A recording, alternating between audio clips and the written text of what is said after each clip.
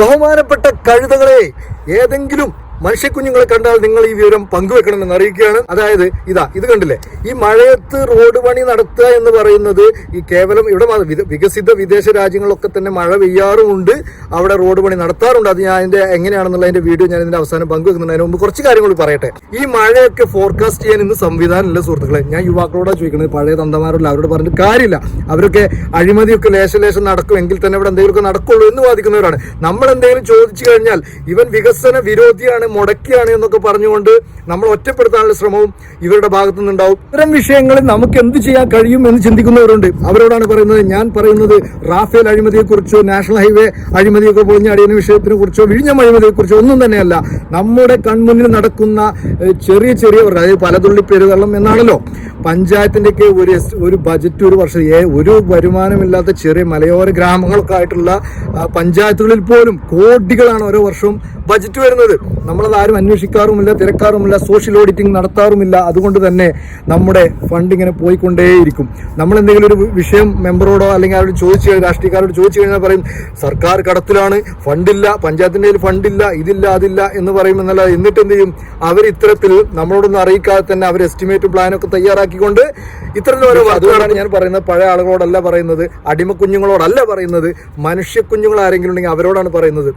അപ്പോൾ ചോദ്യം ചോദിക്കാനുള്ള തൻ്റെ ഇടം ആദ്യം പുതിയ തലമുറക്ക് വേണം എന്നുള്ളതാണ് എൻ്റെ ഒരു ആഗ്രഹം. അപ്പോൾ ചൗക്കിദാർ ചോർഹെ എന്ന് പറയുമ്പോൾ പെരുങ്ങളായിട്ട് മോദി മാത്രമല്ല, നമ്മുടെ ആരോഗ്യത്തിനും സമ്പത്തിനും സ്വത്തിനും ഒക്കെ കാവലാളുകളായിട്ടുള്ള അടിസ്ഥാന തലത്തിൽ പഞ്ചായത്ത് മെമ്പർ മുതൽ ആശാവർക്കർമാർ മുതൽ ഒരുപാട് ആളുകളുണ്ട്. അപ്പോൾ നമുക്ക് ചെയ്യാൻ പറ്റുന്ന കാര്യങ്ങൾ ഒരുപാടുണ്ട് ഈ ലോകത്ത്, അല്ലെങ്കിൽ നമ്മുടെ കൺമുന്നിലുണ്ട്. അപ്പോൾ അതിലൊക്കെ ഇടപെട്ടാൽ തന്നെ നമുക്കിവിടെ മാറ്റങ്ങൾ കൊണ്ടുവരാൻ പറ്റുള്ളൂ. അപ്പോൾ ഇതിലൊരുപാട് വിഷയങ്ങൾ നമുക്ക് പറയാനുണ്ട്, സംവദിക്കാനുണ്ട്. അപ്പോൾ ആളുകൾ നമ്മൾ ഇതേ ഐഡിയോളജി ആയിട്ട് വരുന്ന അല്ലെങ്കിൽ ഇതേ ചിന്തകളായിട്ട് വരുന്ന ആരെങ്കിലും ഉണ്ടെങ്കിൽ നമുക്ക് കൂടുതൽ പങ്കുവെക്കാവുന്നതാണ്.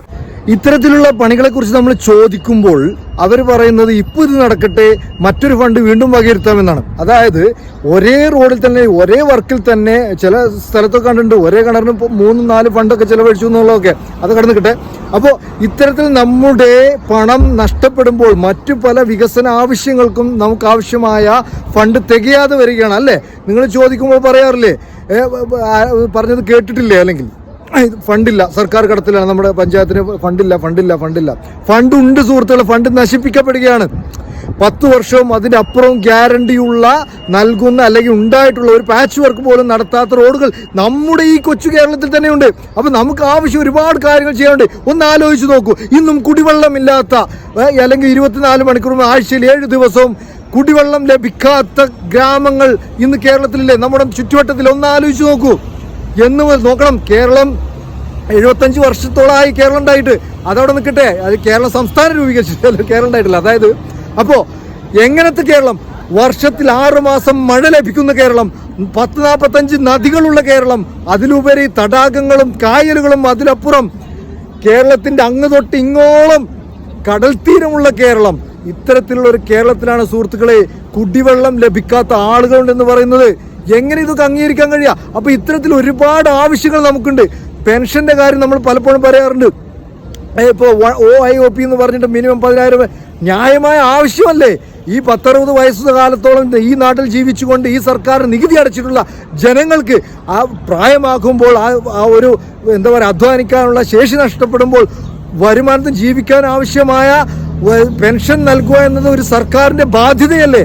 അപ്പോൾ അത് നൽകണം. അതൊക്കെ കിട്ടണമെങ്കിൽ എന്ത് വേണം? മിച്ച ബജറ്റ് വേണം. മിച്ച ബജറ്റ് ഉണ്ടാവണമെങ്കിൽ എന്ത് വേണം? അഴിമതി ഇല്ലാതെയാവണം. അതിനെന്ത് വേണം?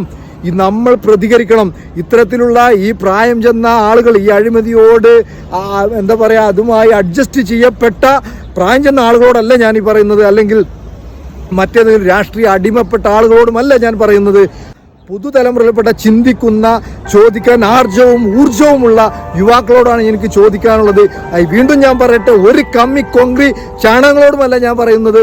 അതുകൊണ്ട് മനുഷ്യ കുഞ്ഞുങ്ങളോട് ഇത് പങ്കുവെക്കണം, ഒന്ന് ചർച്ച ചെയ്യണം എന്നുള്ളതാണ് എൻ്റെ അഭ്യർത്ഥന. അതോടൊപ്പം തന്നെ ഞാൻ ഈ വീഡിയോ കൂടി നിങ്ങളോട് പങ്കുവെക്കട്ടെ, കാരണം ഇങ്ങനെയും ഈ ലോകത്തൊക്കെ നടക്കുന്നുണ്ട്. മഴ പെയ്താൽ തന്നെയും അതിന് ഡ്രെയിനേജ് സംവിധാനം വേറെ ഉണ്ട്. അത് പണ്ട് നമ്മുടെ നാട്ടിലും അങ്ങനെയൊക്കെ റോഡ് പണിയുമ്പോൾ അതിൻ്റെ കാന പണിയുന്ന പണി കൂടെ അതിൻ്റെ കൂടെ നടക്കുമായിരുന്നു. ഇങ്ങനെയൊക്കെയാണ് ചെയ്യുന്നത്. ഉണക്കാനുള്ള സംവിധാനം, ഈ ലോകത്ത് ഇന്ന് എന്തെല്ലാം സാങ്കേതിക സംവിധാനങ്ങളുണ്ടോ അതെല്ലാം തന്നെ നമ്മുടെ കേരളത്തിൽ എത്തിക്കാനുള്ള സംവിധാനവും ഉണ്ട്. അപ്പോൾ അതൊക്കെ ഒന്ന് ചിന്തിക്കണം എന്നുകൂടി പറഞ്ഞുകൊണ്ട് ഞാൻ നിർത്തട്ടെ. ബൈ.